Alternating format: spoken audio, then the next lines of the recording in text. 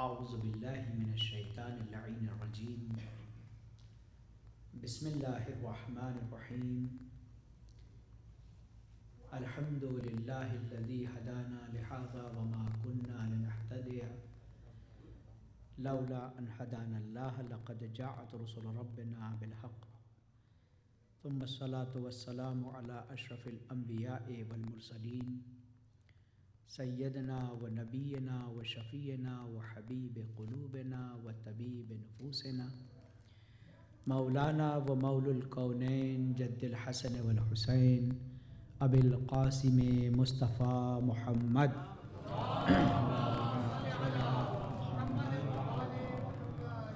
وعلی اہل بیتہ الطیبین الطاہرین المعصومین المظلومین المنتجبین المنتخبین الغر المیامین ولعنۃ اللہ علی اعدائہم اجمعین من الآن الی قیام یوم الدین اما بعد فقد قال اللہ الحکیم فی القرآن الکریم وقولہ الحق وہو اصدق القائلین بسم اللہ الرحمن الرحیم والعصر ان الانسان لفی خسر الا الذین آمنوا وعملوا الصالحات وتواصوا بالحق وتواصوا بالصبر صدق اللہ العلی العظیم صلوات پڑھیں اللہم صل علی محمد.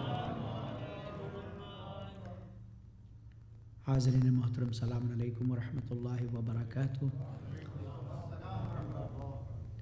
الحمدللہ آج سے ہم سب کی ذاتی مہمانیاں ختم اور ہم سب فاطمہ زہرا سلام اللہ علیہا کے مہمان ہیں. مہمانی میں آداب درکار ہے. جب ہم کہیں جاتے ہیں تو کچھ باتوں کی رعایت مہمان کرتا ہے اور کچھ باتوں کی رعایت میزبان کرتا ہے. ہمارا میزبان وہ ہے کہ جو کل کائنات کے نبی کی بیٹی اور معصومہ ہے، تو ان کی طرف سے میزبانی میں کوئی کمی نہیں ہے. ہماری طرف سے کوئی کمی نہ رہ جائے، صرف دعا اس بات کی ہے. ہم سب کا تعلق در حقیقت خاتون جنت سے. امت مسلمہ میں دو ہی طرح کے لوگ ہیں، یا سادات ہیں یا غیر سادات ہیں. اگر سادات ہیں تو اولاد سیدہ ہیں، اور غیر سادات ہیں تو دعائے حضرت سیدہ ہیں. ہم سب کا تعلق ان کی ذات سے. اللہ نے سادات کو غیر اختیاری طور پہ ان کی اولاد بنایا ہے، اور غیر سادات کو ان کے اختیارات کے تحت بنایا ہے.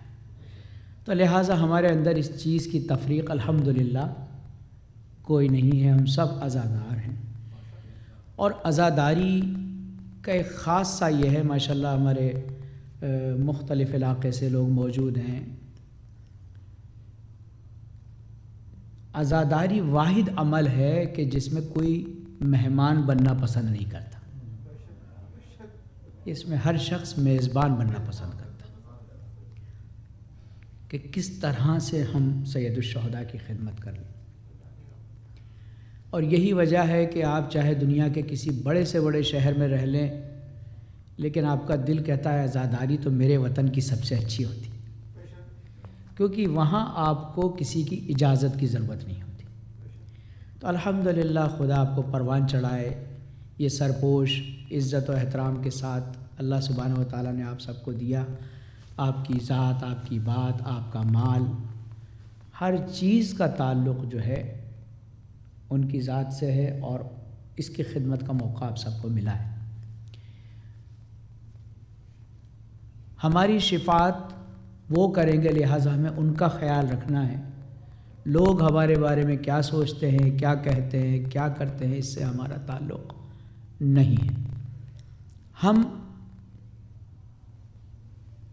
اس جگہ جو پہنچے ہیں وہ ان کی عنایات کی وجہ سے پہنچے. ابھی نماز عشاء کی تعقیبات میں دعا پڑھی جاتی ہے، تعقیبات عشاء. اس میں دعا میں کہا جاتا ہے کہ ماخذہ قریب، خدایا مجھے تو نہیں معلوم کہ میرا رزق کہاں ہے، پہاڑ پہ ہے، صحرا میں ہے، پانی پہ ہے، آسمان پہ ہے، لیکن اتنا معلوم ہے کہ تجھے معلوم ہے۔ اس کو خبر ہے جس کو خبر دو جہاں کی ہے، میرے مرحوم بھائی کا شعر، کہ اس کو خبر ہے جس کو خبر دو جہاں کی ہے، مجھ کو خبر نہیں میری مٹی کہاں کی ہے، مجھ کو خبر نہیں میری مٹی کہاں کی ہے۔ تو اس ماخذ و قریب میں کہ خدایا میرے رزق کو قریب میں نازل فرما، ہم تو اس کی تلاش میں دوسرے ملک میں آ گئے، تو کیا اس کے معنی قربت مکانی ہے؟ استاد سے جب پوچھا کہ چونکہ یہ دعائیں ساری عرفانی ہیں، عرفانی دعا اللہ سے معرفت کے لیے ہی دعا ہیں کہ ہم اس کے بن جائیں، لہٰذا اس سے مراد قریب مکانی نہیں ہے، قربت مکانی نہیں ہے، بلکہ اس سے مراد یہ ہے کہ خدایا میرا رزق اتنا دور نہ ہو کہ اس کی تلاش میں تجھ سے دور ہو جاؤں، میرا رزق اتنا دور نہ ہو کہ میں اس کی تلاش میں تجھ سے دور ہو جاؤں۔ اللہ سے تعارف کرانے، اللہ سے ملوانے، اللہ کو پہچانوانے کا سب سے آسان اور چھوٹا راستہ امام حسین کا راستہ ہے۔ ہم خوش نصیب ہیں، ہم خوش نصیب ہیں۔ لوگ تہمت آپ پہ لگائیں گے، ارے آپ تو امام حسین نواسے کو جو ہے نانا سے بڑھا دیتے ہو، ایسا نہیں۔ اگر میں کھڑا ہو کے تصویر کی تعریف کروں، تصویر سے باتیں کروں، تو لوگ کہیں گے یہ تھوڑے سے کم عقل ہیں، یہ تصویر سے باتیں کر رہے ہیں۔ لیکن تصویر کی تعریف حقیقت میں مصور کی تعریف ہوتی ہے۔ اگر امام حسین کی تعریف کی جا رہی ہے تو اس کے معنی رسول اللہ کی تعریف ہے،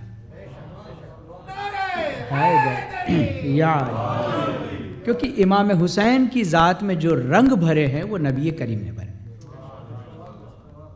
اور ان کے سلسلے میں وہ فرما بھی گئے ہیں، انی تارکم فیکم الثقلین کتاب اللہ عطرتی و اہل بیتی۔ میں دیسی انسان ہوں لہٰذا دیسی ترجمہ کرتا ہوں۔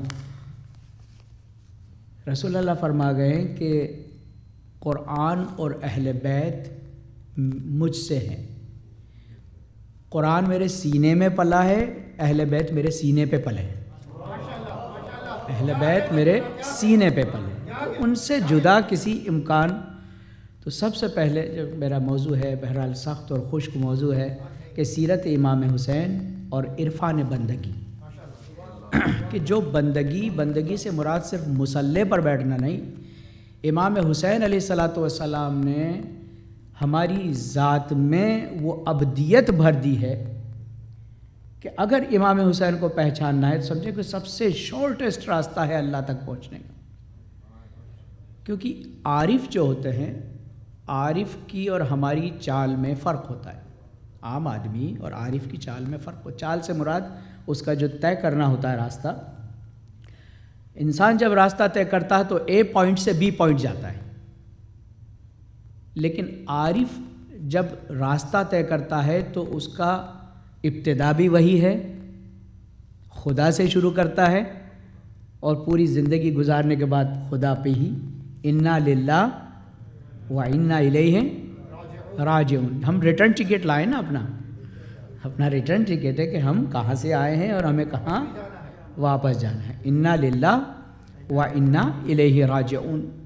سیرت کہتے ہیں، سیر سے بنا ہے، سیرت کہتے ہیں چلنے کے انداز کو، سیر کہتے ہیں چلنے کو، اور سیرت کہتے ہیں چلنے کے انداز کو۔ کہتے ہیں بھائی ان کا چال چلن کیسا ہے، تو چلن سے مراد وہ واکنگ نہیں ہے، چلن سے مراد یہ کہ جب یہ چلتے ہیں تو ان کا طریقہ کار کیا ہوتا ہے، یہ ظلم کر کے چلتے ہیں، محبتوں سے چلتے ہیں، پیار بانٹتے ہیں، کیا کرتے ہیں۔ تو سیرت النبی صلی اللہ علیہ وسلم بھی جب بیان کی جاتی ہے تو اس سے مراد یہی ہے کہ در حقیقت حضور صلی اللہ علیہ وسلم کا طریقہ زندگی کیا تھا۔ تو سیرت امام حسین علیہ الصلاۃ والسلام بھی وہی ہوگا کہ جو سیرت پیغمبر ختمی مرتبت صلی اللہ علیہ وسلم ہے۔ اللہم صلی علی محمد وعلی محمد. اور بندگی کے 1,24,000 انبیاء کی انبیائی اور ان کی نبوت کو بچانے کا نام امام حسین ہے. 1,24,000 انبیاء اس لیے بھیجے گئے تاکہ وہ ہمیں معرفت خدا دلا سکیں، اللہ کی پہچان کرا سکیں، اللہ سے ہمیں کنیکٹ کر سکیں، جوڑ سکیں، وصل کر سکیں. اور جب انسان، تو امام حسین علیہ الصلوۃ والسلام نے جو عرفان کربلا میں دکھایا، وہ 2 جملوں میں آپ کی خدمت میں عرض کر دوں اور انشاءاللہ وہاں سے ہمارا راستہ شروع ہوگا. امام حسین علیہ الصلوۃ والسلام نے اپنے اصحاب بوفا، جن میں حضرت حبیب ابن مظاہر جو کہ امام حسین سے سن میں بھی بڑے تھے، عمر میں بھی بڑے تھے، اور خود امام حسین علیہ الصلوۃ والسلام نے انہیں فقیہ لکھ کر بھیجا تھا خط میں، رجل الفقیہ. انیس پہرسری صاحب گزرے، پہرسر کے ایک شاعر کے، وہ کہتے ہیں کہ وہ جس کا گنبد خضرا پہ نام لکھا ہے، وہ جس کا گنبد خضرا پہ نام لکھا ہے، اسی کو میں نے بھی اعلیٰ مقام لکھا ہے. درخت طوبہ کے ہر شاخ اور پتے پر میرے حسین فقط تیرا نام لکھا ہے. در حسین مزار حسین پر ہی نہیں، سبیل آپ پہ بھی فیض عام لکھا ہے. سبیل آپ پہ بھی فیض عام لکھا ہے. اور بڑا بہترین حاصل کلام شعر کے، حبیب حشر میں نسلوں کے کام آئے گا، حبیب حشر میں نسلوں کے کام آئے گا، وہ خط حسین نے جس میں سلام لکھا ہے. حبیب حشر میں نسلوں کے کام آئے گا، وہ خط حسین نے جس میں سلام لکھا ہے. تو جناب حبیب ابن مظاہر علیہ الصلوۃ والسلام جیسے رجل الفقیہ سے لے کر جناب وہب کلبی کے جو چند روزہ مسلمان تھے، ان سب کو ایسا راستہ دکھایا کہ ہر شخص اپنی ذات میں عارف کامل تھا، عارف کامل تھا ہر شخص، خدا کو پہچان جانا. اور وہ کمال کیا تھا؟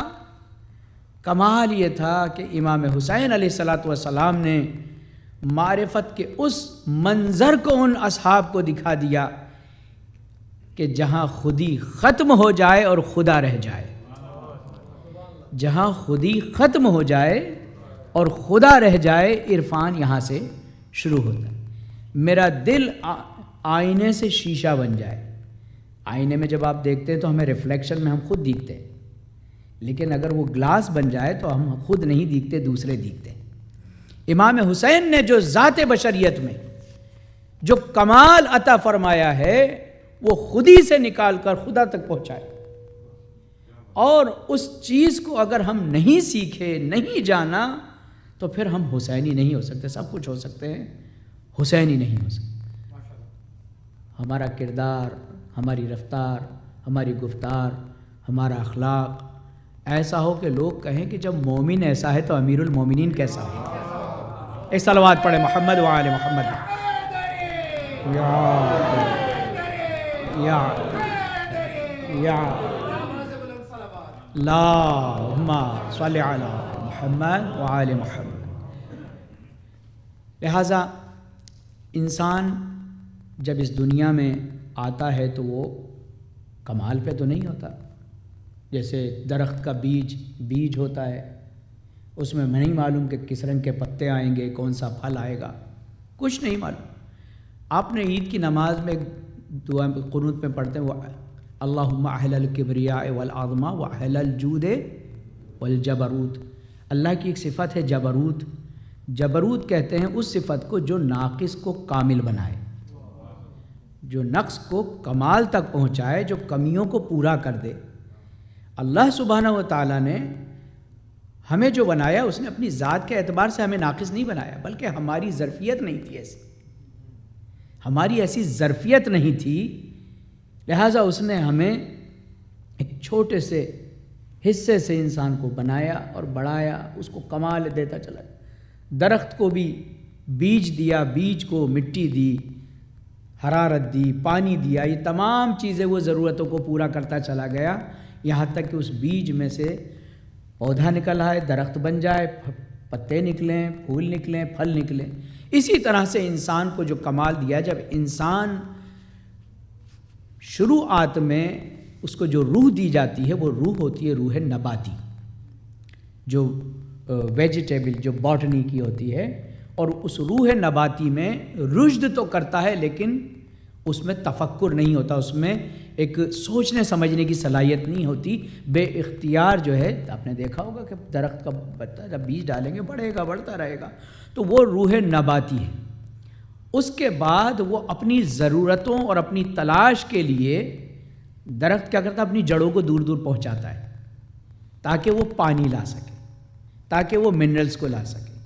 اسی طریقے سے انسان کی روح آگے بڑھ کے وہ بنتی ہے روح حیوانی، اس میں وہ اپنی ڈیزائرز کو پورا کرنے میں رہتی ہے، وہ اپنی ضرورتوں کو پورا کرنے میں رہتی ہے۔ لیکن جو تیسرا روح کا حصہ ہے وہ ہے روح حیوانی، روح انسانی، جس کو روح لطیف بھی کہتے ہیں۔ روح لطیف جو آتی ہے اس کو پروردگار عالم نے نسبت دی ہے خود کی ذات سے، نفخت فیہ من روحی، کہ جب میں اس میں اپنی روح پھونک دوں، حضرت آدم علیہ الصلوۃ والسلام۔ اب بہرحال بہت سے لوگ ترجمہ کرتے ہیں کہ اللہ نے اپنی روح پھونک دی۔ اگر اللہ اپنی روح پھونک دے تو پھر وہ اس کی ذات سے، اس کے ایٹریبیوٹ سے وہ ہم کمپیئر نہیں کر سکتے، چونکہ اس نے اربوں لوگوں میں اپنی روح کو پھونکا ہے، تو اس کی روح بھی اس کا مطلب جدا جدا ہو سکتی ہے۔ تو یہ، اور پھر اگر اس کی روح ہوتی تو انسان گناہ نہیں کرتا، انسان گناہ نہیں کرتا۔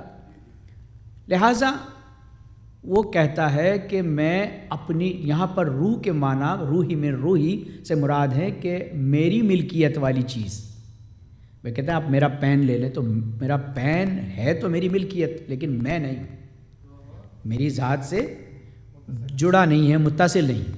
لہٰذا پروردگار عالم نے انسان کو اس مرحلے میں پہنچایا کہ میں نے 4 مہینے بعد بچے میں جو ہے وہ روح آتی ہے، اور اس روح سے، نبات سے اور حیوان سے پروردگار عالم نے اس کو جدا کر دیا، اور جب وہ جدا ہوا تو وہ روح جو نفخت فیہ من روحی، کیونکہ قرآن مجید میں 8 طرح سے روح کو پکارا، سمجھ، جس کو کبھی ہم نفس کہتے ہیں، کل نفس ذائقۃ الموت، کبھی روح کہتے ہیں، کبھی قلب کہہ کے پکارا جاتا ہے، کبھی عقل کہہ کے پکارا جاتا ہے۔ جب انسان سوچنے سے تعلق رکھتا ہے تو وہ روح عقل بن جاتی ہے، جب اپنی دلداری، دریا دلی دکھانے سے ہوتا تو وہ روح ہماری دل بن جاتی ہے، دل و دماغ کہتے ہیں نہیں تو روح۔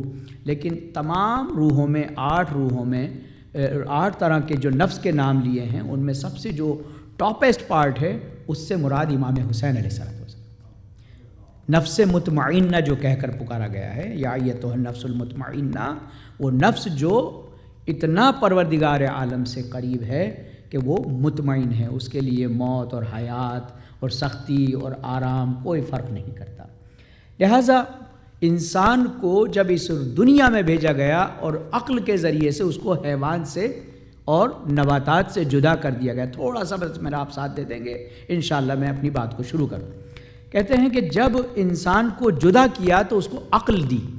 عقل کا روٹ ورڈ ہے عقال۔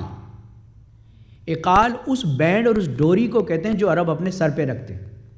دیکھا ہوگا آپ نے، ایک رومال باندھنے کے بعد، اب آج کل تو گولڈن ہے اور فیشنیبل ہے، لیکن اس زمانے میں اونٹ کے بالوں سے ایک رسی بنائی جاتی تھی، اسے عقال کہتے ہیں، اور وہ عرب جب سواری کرتے تھے اونٹ کی تو اپنے سر پہ ڈال لیتے تھے جس سے ان کا رومال ہوا سے نہ اڑے، اور ایک رکھنے کی جگہ بھی ہو گئی اس کے لیے۔ لیکن رسول اللہ اس کو نہیں رکھتے تھے، اس کے بدلے میں امامہ پہنتے تھے۔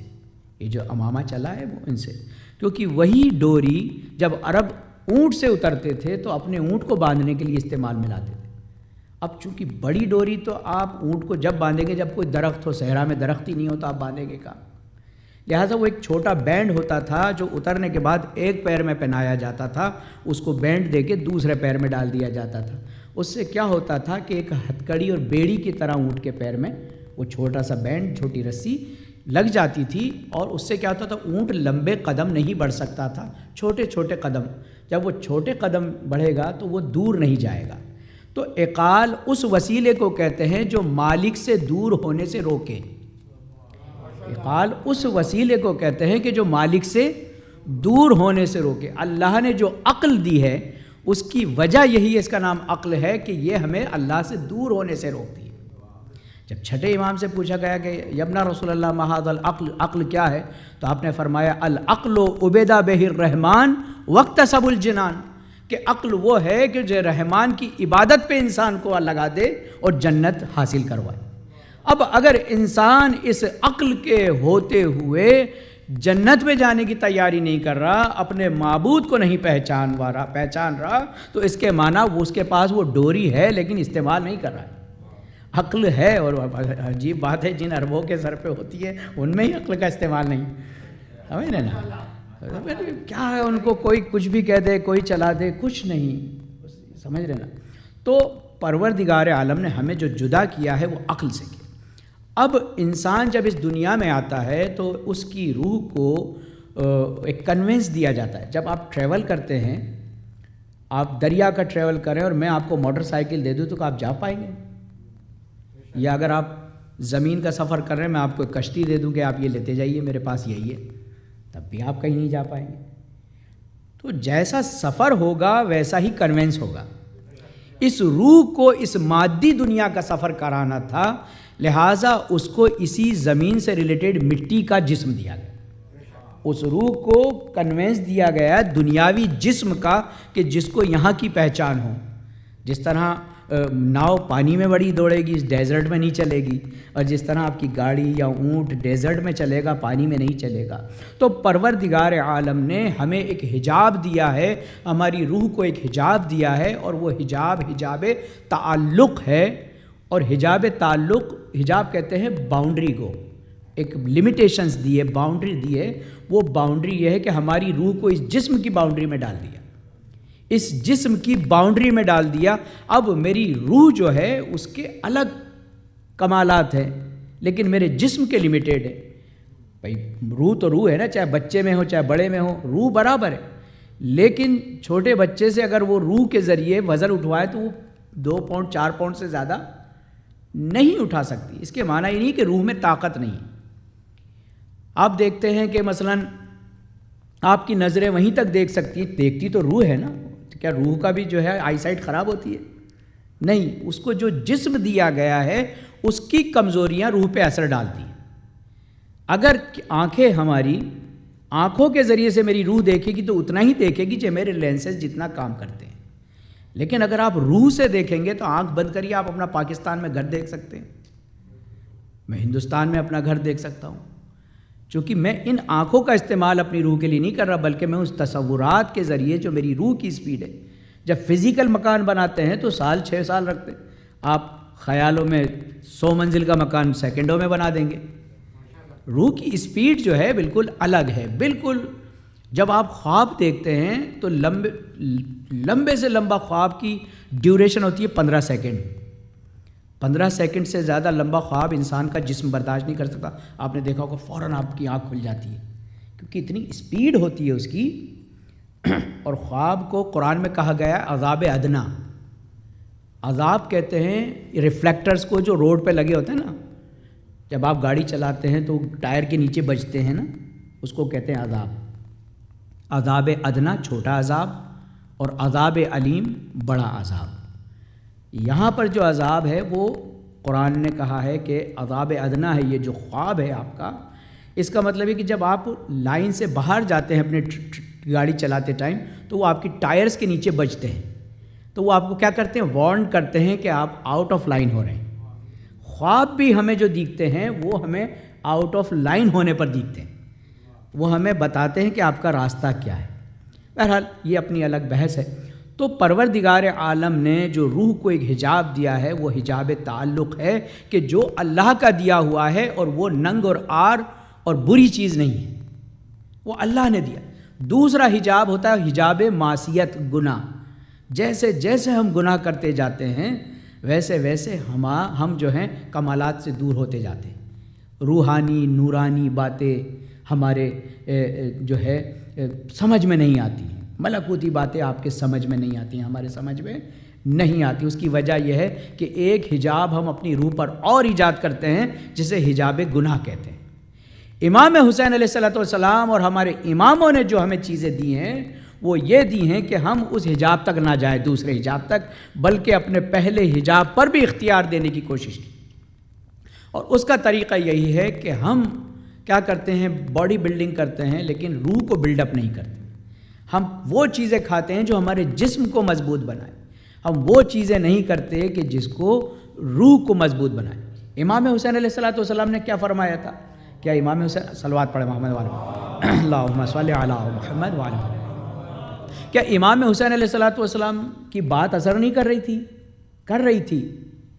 32 لوگ جو ہیں فوج شام سے امام حسین کے حلقے میں آئے ہیں، 32، منیمم 28 لکھے ہیں اور میکسیمم 32، جس میں سے 23 لوگ تو خالی کوفے کے تھے۔ امام حسین علیہ الصلوۃ والسلام کی بات دوسروں پہ کیوں نہیں کر رہی تھی؟ بہت سے لوگ تھے۔ امام نے وجہ بتائی کہ ان کے پیٹوں میں حرام مال بھرا ہوا ہے، ان کے پیٹ میں حرام مال بھرا ہوا ہے، لہٰذا وہ حرام مال ہماری روح کو دبا دیتا ہے، وہ ہماری بات کو دبا دیتا ہے، ہماری روح کو کمزور بنا دیتا ہے۔ لہٰذا جو آل محمد نے طریقہ کار سکھایا، رمضان میں آپ کو بھوکا کیوں رکھتا ہے اللہ؟ میزبان تو کھلاتا ہے نا۔ بھوکا اس لیے رکھتا ہے کہ میں تمہیں جو بلا رہا ہوں تمہارا سفر روحانی ہے، ایک طرح سے ہم سب کی معراج ہے، ہماری روح معراج۔ تو ہم کیا کریں؟ اپنے جسم کو کنٹرول کریں اور روح کو بلڈ اپ کریں، اور وہی چیز جو ہے ہمیں ائمہ اطہار علیہم السلام نے سکھائی۔ بہرحال آج میری گفتگو مجھے نہیں 45 منٹ کا ٹائم ہے میرے پاس، انشاءاللہ میں اپنی معروضات کو پیش کر سکوں، لیکن آپ اتنا جان لیجئے کہ ہم ان سے جڑے ہوئے ہیں کہ جو رب سے جڑا ہوا ہے۔ اس میں کوئی راستہ نہیں کہ ہر ایک در پر بھٹکنے والے بھلا بھٹکنے سے کیا ملے گا، نہ یوں کبھی راہ مل سکے گی نہ یوں کبھی راستہ ملے گا، تلاش منزل جو واقعی ہے پتے کی بات میں ایک بتا دوں، علی سے مل کر نبی ملیں گے، نبی سے مل کر خدا ملے گا۔ تو بالکل صحیح جگہ پہ ہم آ گئے ہیں، یہ فرش عذابی تیار ہے۔ یہاں کے سلسلے میں ہم اور آپ اندازہ نہیں لگا سکتے کہ پورے ائمہ میں امام حسین سے کتنی محبت کی جاتی ہے۔ ہم سب تو کرتے ہی ہیں، امام حسین سے سب محبت کرتے۔ ایک شخص تھا جو مولا علی کی زیارت کے لیے نجف اشرف جایا کرتا تھا، مولا کا چاہنے والا تھا، محب تھا۔ جب وہ جاتا تھا تو راستے میں ایک دشمنان اہل بیت کا گاؤں پڑتا تھا، ان کا دیہات پڑتا تھا۔ جب وہ دیہات پڑتا تھا تو وہ ایک شخص تھا جو بڑا مولا سے دشمنی رکھتا تھا، وہ اس کو ستاتا تھا، بیڈ ورڈز بولتا تھا، برے الفاظ، لیکن وہ کہتا تھا اگر میں جھگڑا کروں گا تو پھر میرے مولا کی زیارت سے میں محروم ہو جاؤں گا، میرا راستہ یہی ہے آخر۔ وہ ہر بات سنتا تھا، ہر بات سنتا تھا۔ ایک روز اس شخص نے کہا کہ تم آخر میں اتنا تمہیں کہتا ہوں تم سنتے نہیں ہو، برا نہیں مانتے ہو۔ تو اس نے کہا کہ ٹھیک ہے، آج سے میں تمہیں برا نہیں کہوں گا، تمہارے مولا کو برا کہوں۔ اور اس خبیث انسان نے مولا کو برا کہنا شروع کر دیا۔ اس نے کہا دیکھو جتنا ہو سکے تم مجھے برا کہہ لو، میرے مولا کو کچھ نہ کہو۔ اس نے کہا تم میرا کیا کر لو گے؟ انہوں نے کہا چونکہ ان کی زیارت کے لیے میں یہ سب برداشت کرتا تھا اور انہی کے بارے میں ایسا سنوں، یہ میری غیرت کو برداشت نہیں۔ بولا تم کیا کر لو گے؟ کہا کہ میں مولا سے تمہاری شکایت کروں گا۔ کہا وہ میرا کیا کر لیں گے؟ کہا وہ تمہیں ہلاک کر دیں گے۔ تو کہا کہ ٹھیک ہے، آج تم میری ہلاکت کا حکم لے کے آ جاؤ، تم میری ہلاکت کا حکم لے کے آ جاؤ۔ یہ شخص گیا اور جانے کے بعد رونے لگا، روتا رہا، اتنا رویا کہ بے ہوش ہو گیا۔ خواب میں دیکھتا ہے مولا علی مرتضیٰ نے اس کا سر اپنے زانوں پہ رکھ لیا۔ مولا خود بھی آنسو بہاتے ہیں، اس کے بھی آنسو پوچھتے ہیں۔ کہا تجھے کیا چاہیے؟ کہا مولا مجھے کچھ نہیں چاہیے، میں صرف آج اس کی ہلاکت کا حکم لینے آیا ہوں کہ جس نے آپ کے ساتھ گستاخی کی۔ مولا نے کہا تجھے اور کچھ چاہیے تو لے لے، اس بات کو چھوڑ، بھول جا۔ اس نے کہا نہیں میں اس کو نہیں بھول سکتا، مولا مجھے آج کچھ ہو جائے اس کی ہلاکت کا حکم چاہیے۔ مولا رونے لگے، فرمایا کہ میں تجھے ایک واقعہ سناتا ہوں، ایک بات بتاتا ہوں، اس کے بعد تو بتانا میں اس کی ہلاکت کا حکم چاہیے تو میں تجھے دے دوں گا۔ اس نے کہا مولا کیا بات ہے؟ کہا کہ میں اس کی ہلاکت کا حکم تو دے دیتا، لیکن اس کے ایک عمل نے مجھے اس کام سے روک دیا ہے۔ اس نے کہا مولا وہ خبیث انسان وہ کیا عمل کرے گا؟ کہا کہ ایک روز وہ اپنے اونٹوں کو پانی پلا رہا تھا، پانی پلاتے پلاتے اسے حسین کی پیاس یاد آ گئی۔ وہ زور زور سے رونے لگا، زاروں قطار رونے لگا کہ اتنا پانی تھا، اگر تھوڑا پانی نواسہ رسول کو مل جاتا تو کیا ہو جاتا۔ اس کے بعد میں اس کی ہلاکت کا حکم تجھے نہیں دے سکتا، اب بتا اس کے باوجود اگر تجھے حکم چاہیے تو میں تجھے حکم دیتا ہوں، اجازت دیتا ہوں کہ آج وہ ہلاک ہو جائے۔ اس نے کہا مولا اگر بات حسین کی ہے تو میں بھی اس کی ہلاکت نہیں چاہوں گا۔ وہ واپس جا رہا تھا، اس نے راستے میں پکڑا، کیا ہوا تم نے میری ہلاکت کا حکم نہیں لائے؟ اس نے کہا کہ چلو چھوڑو جو تم نے کیا کوئی بات نہیں۔ اس نے کہا نہیں، شاید تمہارے مولا دے نہیں سکتے میری ہلاکت، مجھے ہلاک نہیں کر سکتے۔ اس نے کہا بات یہ نہیں ہے، اگر تو اس روز میرے حسین کی پیاس پہ نہ رویا ہوتا تو آج تیری ہلاکت کا حکم میرے پاس ہوتا۔ اس نے کہا یہ بات تو میرے گھر میں میرے سوا کوئی نہیں جانتا، تجھے کس نے بتایا میں حسین پر رویا تھا؟ یا میں جانتا ہوں یا میرا اونٹ جانتا ہے؟ اس نے کہا کہ میرے مولا نے بتایا کہ تو ایک دن میرے آقا پر رویا تھا، کیا تیرا مولا مجھے معاف کر سکتا ہے؟ کہا بے شک مجھے معاف کر سکتا ہے، تجھے معاف کر سکتا ہے۔ کہا میرے ہاتھوں کو مجرموں کی طرح باندھ کر لے جا۔ عزیزان گرامی، اہل بیت اطہار علیہ السلام کے نزدیک حسین کی بڑی آبرو ہے، بڑا وقار ہے، امام حسین سے سب محبت کرتے ہیں، اسی وجہ سے ہم واقعاً حسینی بننا چاہیے ہمیں۔ امام حسین علیہ السلام نے جب مدینے کو چھوڑا، عزیزان گرامی حسین پر مصیبت تو اس وقت آ گئی جب نانا کے مزار سے دور ہو گئے۔ چین سے سب ہیں گھروں میں مجھے ملتا نہیں چین، سخت آفت میں پڑا آپ کا یہ نور العین، ٹکڑے دل ہوتا ہے جب رو کے حرم کرتے ہیں بین، ننھے بچوں کو بھلا لے کے کدھر جائے حسین۔ شہر میں چین نہ جنگل میں اما ملتی ہے، دیکھیے قبر مسافر کو کہاں ملتی ہے۔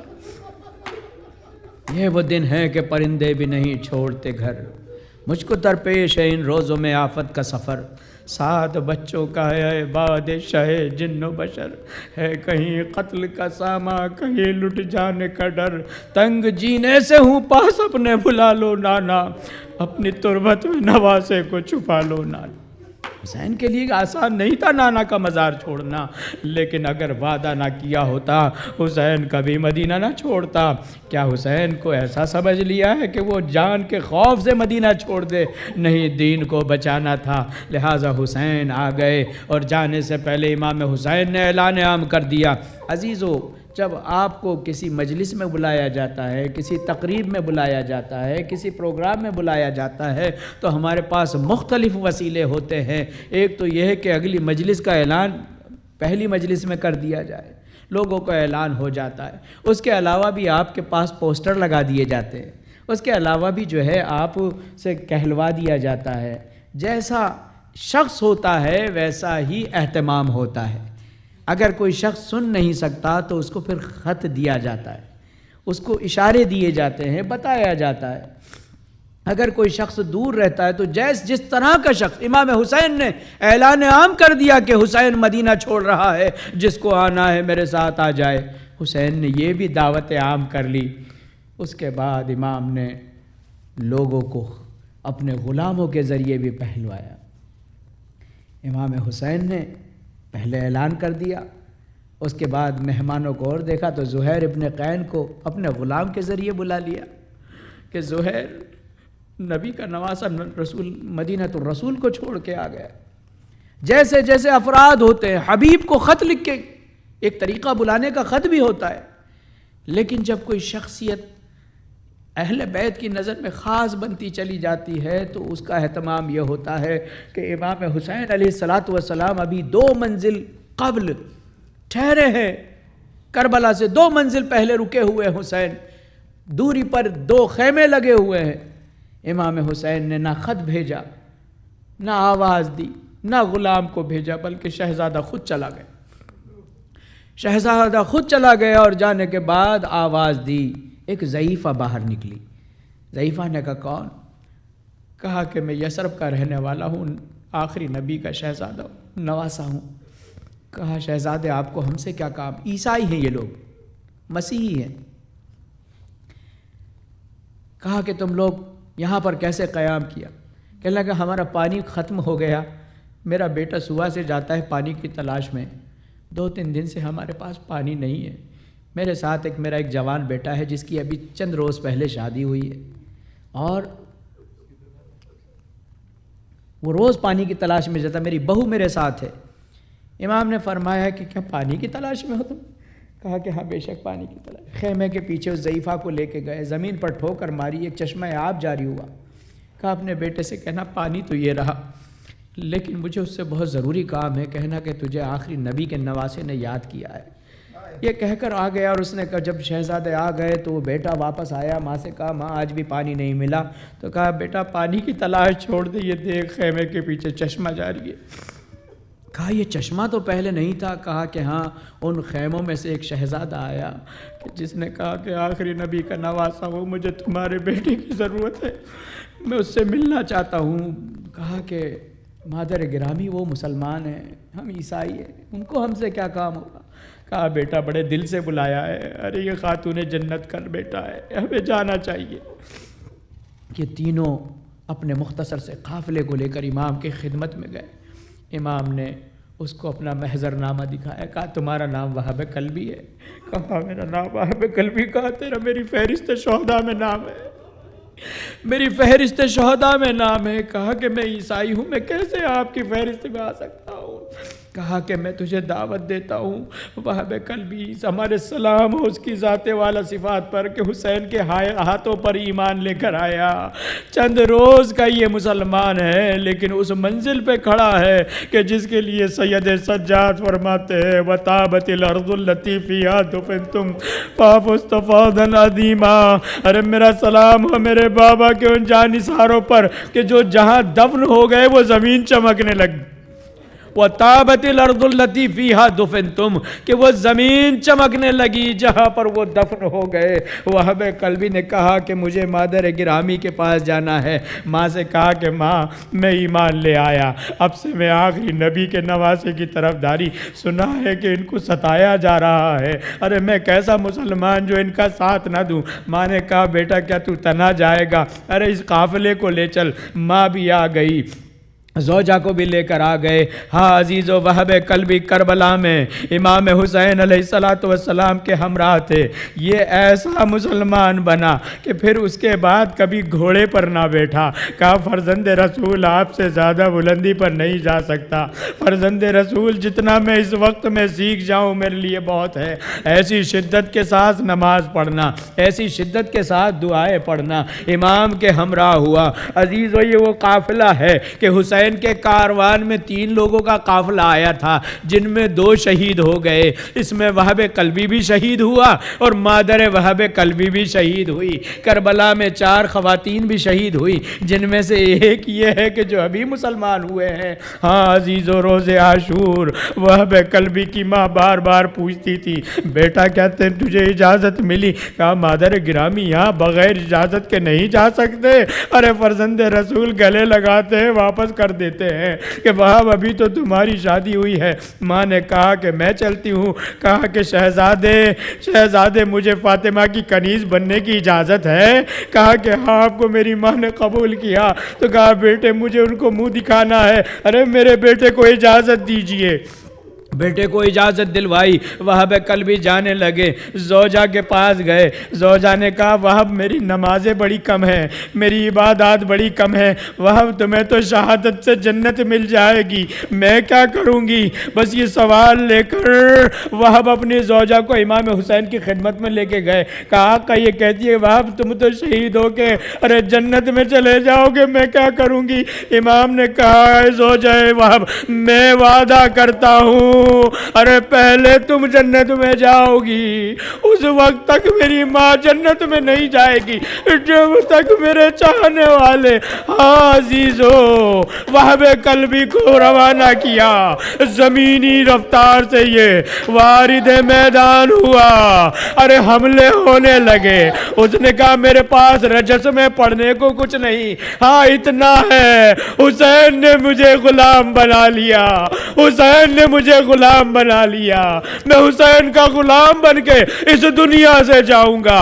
عزیزو ارے یہ وہ فرد ہے کہ جس کو کھڑے کھڑے سر کاٹ دیا گیا، سر کو قلم کر کے خیمے کی طرف پھینکا، مادر وہب نے دیکھا میرے جوان کا سر پھینکا ہے، ایک مرتبہ سر کو لیا، پیشانی کا بوسہ لیا، اے میرے لال تو نے زہرائے مرضیہ کے سامنے مجھے سرخ رو کر دیا، اس کے بعد سر پھینک کے کہتی ہیں ارے جو میں حسین پر نظر کر چکی ہوں کیا تم مجھے لوٹاتے ہو؟ دوڑتی ہوئی اپنے بیٹے کے جنازے پر گئی، لاش پر پہنچی، ایک ملعون نے ایسا نیزہ مارا، ارے مادر وہب کی پشت میں وارد ہوا، پیٹ سے باہر نکلا، آواز دی السلام علیکہ یا ابا عبداللہ۔ عزیزو خیمے میں کوہرام مچ گیا، حسین بھی محوے گریا، زینب بھی محوے گریا، ارے سلام ہو ہمارے وہب قلبی پر، الا لعنت اللہ علی القوم الظالمین وسيعلم الذین ظلموا ای منقلب ینقلبون۔ بہر اللہ ہمارے اس مختصر سے عمل کو قبول فرما، تمام مومنین کی جان مال عزت آبرو کی محافظت فرما، میرے معبود عالم بشریت کو بحق حسین ابن علی اس کرونا کی آزمائش سے رہائی عطا فرما، میرے معبود جیسا تو بنانا چاہتا ہے ایسا بننے کی توفیق عنایت فرما، علماء اعلام مراج کرام رہبر انقلاب کو عمر بابرکت عنایت فرما، یوسف الزہرا کے ظہور میں تعجیل فرما، ہم سب کو معمار جنت البقیع کے ساتھ مزدوران جنت البقیع میں شمار فرما، در حسین مزار حسین عشق حسین میں ہماری زندگی کا خاتمہ ہو ایسی توفیق عنایت فرما، ربنا تقبل منا انک انت السمیع العلیم۔ ماتم حسین۔